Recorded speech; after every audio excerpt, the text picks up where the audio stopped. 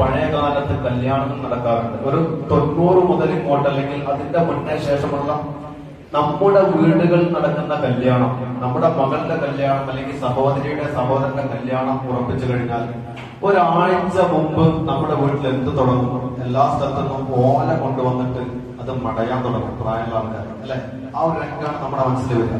കല്യാണം എന്ന് വരുമ്പോഴേക്കും അയൽപക്കത്തുള്ള എല്ലാ സ്ത്രീകളും വന്നിട്ട് ഓല മടയാൻ തുടങ്ങും. എന്തിനാ? പന്തല് കെട്ടാൻ വേണ്ടിയിട്ട്. അങ്ങനെ ഒരു കല്യാണം കഴിഞ്ഞു. ഒരു 2-3 വർഷം കഴിഞ്ഞാൽ അടുത്ത കല്യാണം വരും. എന്താ സംഭവം? ഇതേപോലെ തന്നെ അയൽവാസികൾ വരുന്നു, ഓല മടയാൻ തുടങ്ങും. ഇതാണ് നമ്മുടെ കല്യാണത്തിന്റെ ഒരു ചിത്രം. ഒരു കോഴി ബിരിയാണി ഉണ്ടാകും, അങ്ങനത്തെ ഒരു അവസ്ഥയിൽ അങ്ങ് പോകും. ഇനി ഒരു 5 വർഷം കഴിഞ്ഞ് അടുത്ത കല്യാണം വന്നാലും ഇത് തന്നെയാണ് അവസ്ഥ.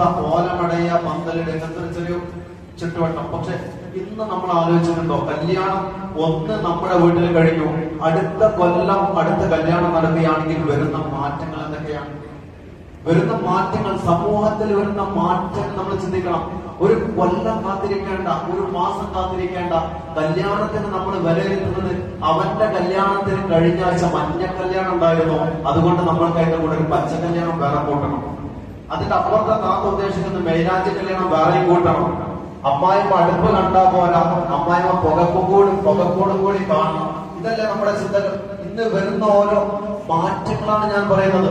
മുൻകഴിഞ്ഞ കാലങ്ങളിൽ ഇങ്ങനെയല്ല. 10-15 വർഷങ്ങൾ എടുക്കണം സമൂഹത്തിന്റെ ഇടയിൽ ഒരു പുതിയ ചിന്തകളും ഒരു പുതിയ രീതികളും ഉടലെടുക്കാൻ. പക്ഷെ ഇന്ന് അങ്ങനെയല്ല.